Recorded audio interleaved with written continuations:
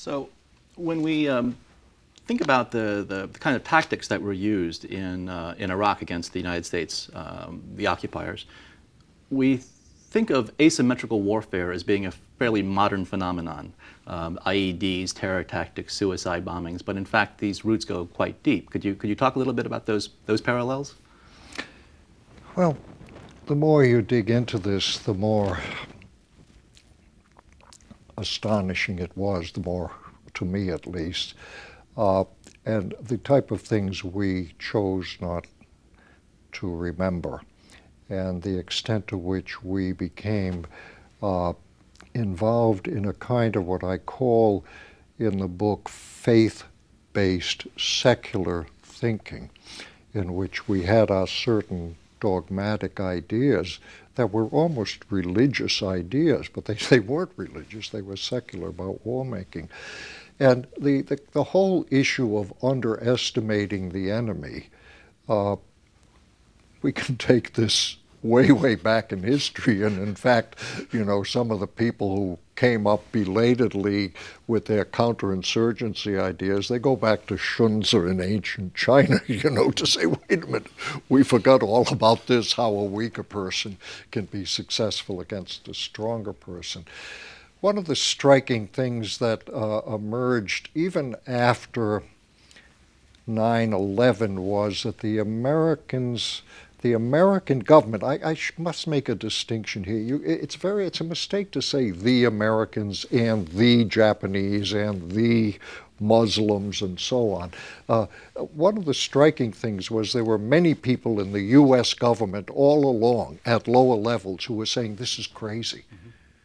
First, we should be doing more against al-Qaeda, and then after 9/11 they were saying invading Iraq is crazy, and they're saying this in the CIA, they're saying this in CENTCOM, they're saying this in the Defense College, they're saying this in the State Department, but it's not reaching the topmost level of government. One of the ideas that they couldn't get through was the whole concepts of insurgency, counterinsurgency, what we refer to as the weapons of the weak, what it is that will mobilize people to, in fact, fight and die for a cause not necessarily being religious. One of the major things is being occupied, which is exactly what Americans would do if a foreign power occupied our cities and occasionally mistakenly obliterated a wedding party.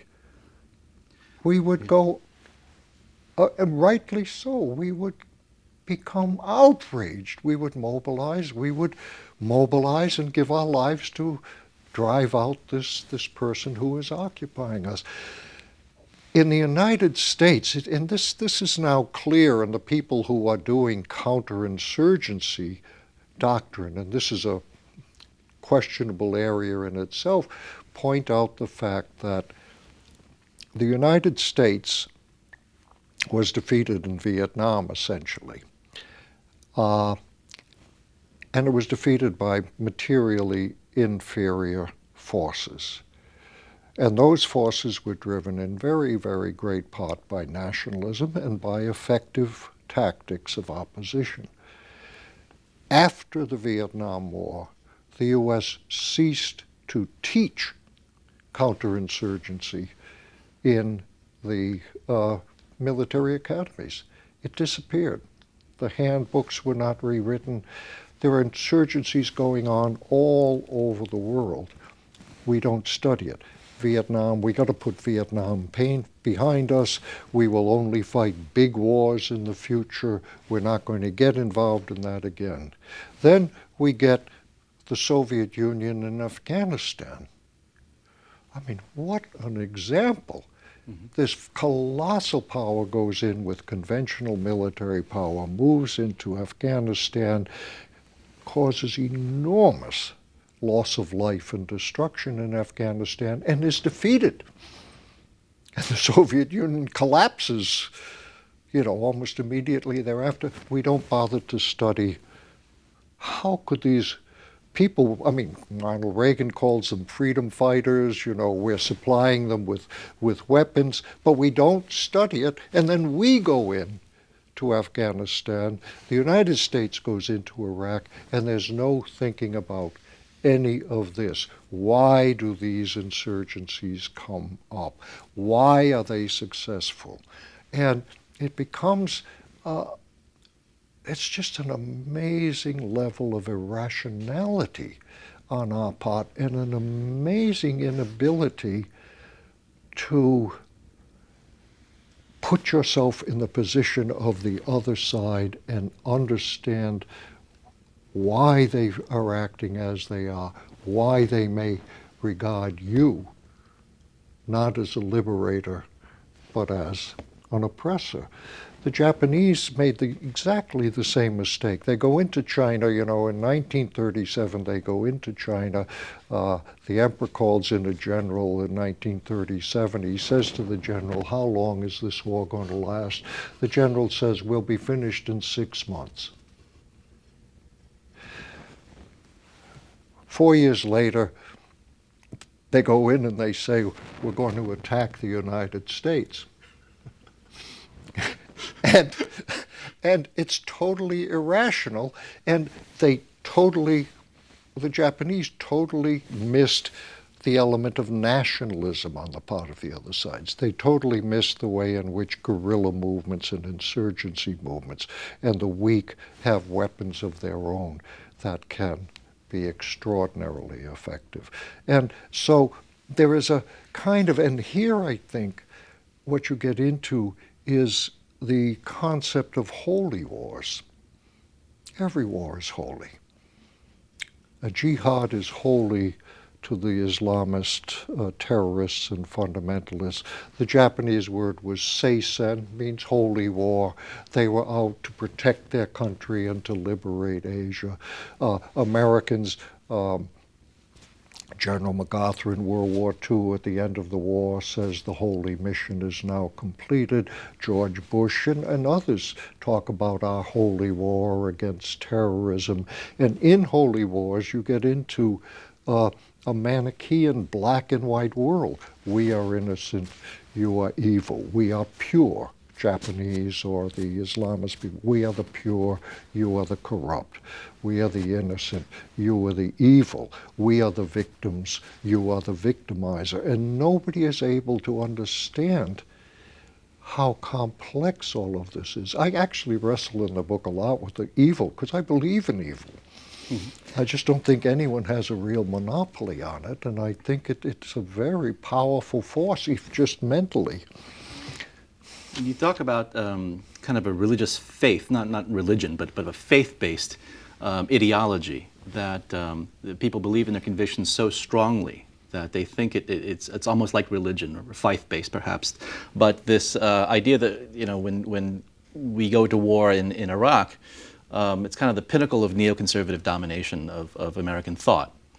And a lot of think tanks, including a lot of liberal ones, not my own, but most think tanks in this city bought into that war, as did most of Congress and a lot of other people, who many of whom may have been private dissenters, but the groupthink takes over.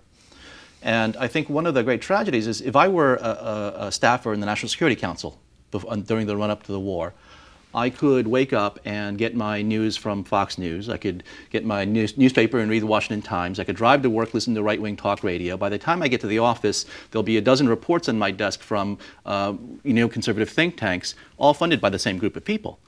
But they were so effective at constructing their echo chamber, they forgot to leave an air hole there for to let some a reality check. And so it became this chorus that just took over the narrative. And there are dissenters, as you point out. Could you talk about some of the patterns of dissent and how groupthink takes over? This was what was fascinating to me at two levels. You see, because I have spent so many years doing research on Japan, and the favorite phrase for Japanese is, it's certainly in the war years, was herd behavior, the obedient herd. That was probably the most popular phrase.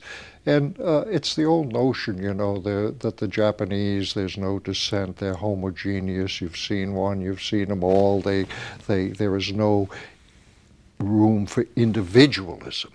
There is no room for dissent. Whereas, and this is part of the clash of civilizations, whereas we, particularly we Americans, the Japanese are unique in their groupiness and their backwardness at that time. We are exceptional in our virtue, we're exceptional in our values. And what is one of the keys to that? Individualism. What is one of the keys to that? Principled dissent. What is one of the keys to this really rational give and take, that you listen to various ideas and you really debate them? And if someone comes in and really disagrees with you and it's a principled disagreement, you listen to it and you respect it. That did not happen. And so that it didn't happen at the highest levels of government is interesting, and that's where I became interested. We speak of the imperial presidency. Well, as someone who worked on Japan, I'm very familiar with a real emperor system, a real emperor system. And I found it very interesting to look at. We have the records, incidentally, of all the top-level Japanese meetings concerning war for 1941. They survived the war almost miraculously. All the meetings of the top leaders, including meetings with the emperor. We have all of those. Then we don't have the same thing for the Bush administration, and probably we never really will. But we can recreate from memoirs, from leaked documents, from a variety of sources in the Bush administration. And I did a lot of comparison of just how the decision-making went. And I saw the Japanese as certainly as very similar to the Bush administration. In other words, they're very smart, rational men. They could give you many, many reasons why this was necessary, and no dissent is tolerated. And this is true in the U.S. government too. Dissent is called lack of patriotism. Dissent, it's you don't have the secret information we have. Why aren't you going along at this moment of national crisis? To the point where dissent becomes near treason. Near treason, you're not going along. And in Japanese terms, it's lèse-majesty. And in that kind of environment, the lower level people were simply squashed out. What was fascinating to me was how many interesting, lots of people outside the government, academics and that, were writing, don't do this. I wrote an op-ed piece, don't go into Iraq. They were doing better stuff inside the government. CIA and others were saying the arguments were all there. They couldn't get to the top. And then what was shocking was the mainstream media in the U.S. just bought it. Hook, line, and sinker. And the simplicity of the argument that somehow we had these, the magic beans of democracy, that will go in and remove the top of the head of state, plant these beans, and democracy will flourish not only in Iraq, but throughout the Middle East. It'll just spread magically without considering the soil conditions, whether there's water, whether there's enough sunlight or air or whatever. That kind of lack of thinking through what happens after the initial kinetic operations, which we usually succeed at. But when these wars drag out to periods of months and then years, the groupthink and the quagmire, it's almost inherent in that system. Yeah. And yet when I compare it to the post-war planning for the occupation of Japan, it was a completely different experience.